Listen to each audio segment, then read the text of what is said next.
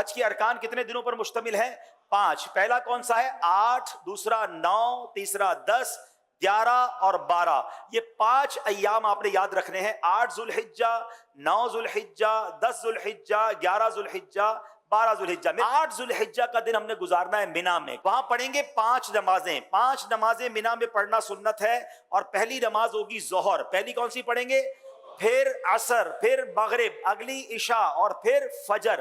یہ فجر کی نماز ہم ادا کریں گے تو یہ کون سی تاریخ ہو جائے گی؟ 9 ذوالحجہ۔ شاباش۔ اچھا، 9 ذوالحجہ کا دن it's the most important day of حج۔ یعنی اگر آپ کو کوئی کہتا ہے کہ حج کس دن ہوتا ہے، حج ہوتا ہے 9 ذوالحجہ کو، یاد رکھیے گا۔ حج کا دن کون سا ہے؟ 9 ذوالحجہ۔ یہ وقوف عرفہ، یہ حج کا رکن اعظم ہے، دا موسٹ امپورٹنٹ رکن آپ کہہ لیں۔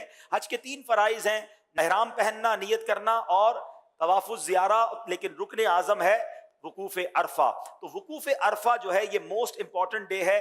9 ذوالحجہ کا دن آپ نے عرفات میں گزارنا ہے۔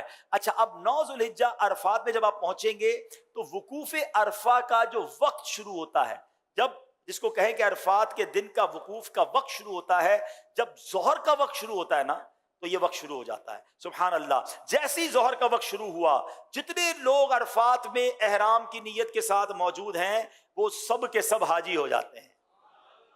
لیکن عرفات سے غروب آفتاب تک نہیں نکلنا۔ جب تک غروب آفتاب، مغرب کا ٹائم نہ ہو جائے، آپ نے عرفات نہیں چھوڑنا۔ جو اس سے پہلے نکل جاتا ہے اس پر دم ہو جائے گا۔ تو یاد رہے، ظہر کے وقت میں ظہر پڑھنی ہے، عصر کے وقت میں عصر پڑھنی ہے، اپنے اپنے خیموں میں پڑھیں یا جماعت کر لیں اور وہاں عبادت کریں، دعائیں کریں۔ غروب آفتاب سے پہلے پہلے عرفات کو نہیں چھوڑنا ہے۔ اب جب غروب آفتاب کے بعد آپ نکلیں گے تو اب جانا ہے مزدلفہ، اور مزدلفہ پہنچ کر اللہ کی شان دیکھیں۔ عرفات میں مغرب کا وقت ہو گیا ہے مگر مغرب پڑھنے کی اجازت نہیں ہے۔ اچھا، مزدلفہ میں بھی مغرب اور عشاء پڑھیں گے مگر عشاء کا وقت شروع ہو جانے کے بعد پڑھیں گے۔ یعنی عشاء کا وقت شروع ہو گیا، اب مغرب اور عشاء پڑھیں گے، اور اس کو ملا کر پڑھنے کا طریقہ یہ ہے کہ مغرب کے پہلے فرض پڑھیں گے، پھر عشاء کے فرض پڑھیں گے، پھر مغرب کی نوافل، مغرب کی سنتیں اور نوافل، پھر عشاء کی سنتیں وتر وغیرہ ادا کیے جائیں گے۔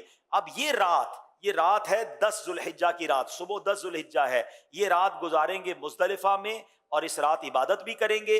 اور یہاں فجر کی نماز پڑھنا یا فجر کے وقت میں یہاں ہونا ضروری ہے، کیونکہ مزدلفہ کا جو وقوف کا وقت ہے یہ جب شروع ہوتا ہے کہ جب فجر کا وقت شروع ہوتا ہے۔ اچھا، اب صبح ہو گئی، یہ صبح کون سی ہے؟ کون سی تاریخ ہو گئی؟ 10 ذوالحجہ۔ پاکستان میں کیا ہوتا ہے؟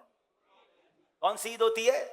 بقرعید۔ حاجی دیکھو کیسے کمال کی عید منا رہا ہوتا ہے، لوگ اچھے اچھے کپڑے پہنے ہیں، خوشبو لگائے گھوم رہے ہوتے ہیں، ایک دوسرے سے عید مبارک کر رہے ہوتے ہیں۔ حاجی کے احرام بھی میلا، اس کے بال بھی بکھرے ہوئے، اس کی آنکھیں بھی نیند سے، تھکن سے چور ہے۔ یہ کیسی عید ہے؟ واللہ یہ ساری دنیا کی عیدوں سے اچھی عید ہائے ہائے، کیونکہ اللہ کو یہ میلا کچیلا حاجی بڑا پسند ہے۔ آج عید کا دن ہے اور حاجی کو 3 کام کرنے ہیں، 10 ذوالحجہ کو 3 کام کرنے ہیں، اور یہ تینوں کام ایک ترتیب سے، سیکوینس سے کرنا بڑا ضروری ہے۔ ٹھیک ہے، یاد رکھیے گا۔ پہلے حاجی نے کیا کرنا ہے؟ رمی کرنی ہے۔ کیا کرنا ہے؟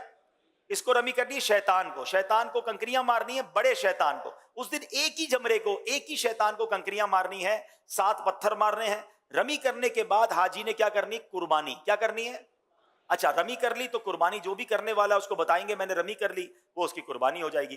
قربانی ہو گئی تو اس کے بعد حاجی نے حلق کروانا ہے یا قصر کروانا ہے، تقصیر کرنی ہے، بال اتروانے ہیں۔ اب وہ احرام سے فارغ ہو گیا۔ جناب والا کتنے دن ہوئے ہیں؟ 2.25 دن تو ہوئے ہیں۔ 10 ذوالحجہ، 8 کو تو احرام باندھا تھا اور 10 کو فارغ ہو گیا۔ ٹھیک ہے، تو نو ٹینشن ایٹ آل۔ اب ساری پابندیاں ختم ہو گئی ہیں احرام کی، خوشبو بھی لگائیں، سلے ہوئے کپڑے بھی پہنے، انجوائے کریں۔ صرف ایک پابندی باقی ہے جو مرد و عورت کی پابندی ہے۔ اب جب طواف الزیارہ کر لیں گے وہ پابندی بھی ختم ہو جائے گی، تو ٹینشن احرام کی نہیں لینی ہے۔ 2.5 days، 2.25 دن، 2.5 دن میں آپ احرام سے آلموسٹ فارغ ہو جائیں گے۔ اب آپ کا ایک بڑا فرض باقی ہے، اور وہ کیا ہے؟ طواف الزیارہ۔ طواف الزیارہ اس کا نام ضرور ہے مگر چکر اس کے بھی ساتھ ہی ہیں، وہ نارمل طواف کی طرح ہے، مگر یہ طواف زیادہ انجوائبل ہے کہ اس طواف میں اب آپ کپڑے پہنے ہوئے ہیں، اب آپ احرام میں نہیں ہیں، اب آپ اپنے لباس کے ساتھ بڑے سکون سے طواف الزیارہ کریں گے۔ اور پھر ایک واجب ہے، وہ ہے حج کی سعی۔ تو طواف الزیارہ اور سعی آپ نے کرنی ہے۔ طواف الزیارہ کا جو ٹائم ہے وہ 10 کو بھی کر سکتے ہیں، 11 को भी कर सकते हैं, 12 की गुरूब आफताब से पहले पहले करना है। तीसरी ईद को मगरिब की नमाज का वक्त शुरू होने से पहले पहले किसी भी वक्त तवाफ ज़ियारा किया जा सकता है, ठीक है। और जो सई है, जो तवाफ ज़ियारा के बाद करने वाली हज की सई है, वो आप कभी भी कर सकते हैं, 12 के बाद भी कर सकते हैं, लेकिन आप बेहतर है कि तवाफ ज़ियारा के साथ कर लें ताकि एक चीज कंप्लीट हो जाए। अब 11 और 12 ज़ुल्हिज्जा में दो मजीद आपने काम करने हैं। वो क्या करने हैं? आपने जमरात की रमी करनी है और उसमें 3-3 शैतानों को कंकरियां मारनी हैं और हर शैतान को 7-7 कंकरियां मारनी हैं। तो जब 3 शैतानों को 7-7 कंकरियां मारेंगे तो कितनी मारेंगे? 21 कंकरियां 11 ज़ुल्हिज्जा को भी मारेंगे और 21 कंकरियां 12 ज़ुल्हिज्जा को भी मारेंगे। Very good. अच्छा, अब 11 और 12 में जमरात की रमी का वक्त शुरू कब होता है? याद रहे, जैसे ही जोहर का वक्त शुरू होता है ना, जमरात की रमी का वक्त भी शुरू हो जाता है। तो जोहर के बाद से लेकर अगले दिन सुबह सादिक तक आप कभी भी रमी कर सकते हैं। चले जनाब, हज के 5 अय्याम पूरे हो गए, अब भी खुद भी याद कर लो, दूसरे हाजियों को भी बताना।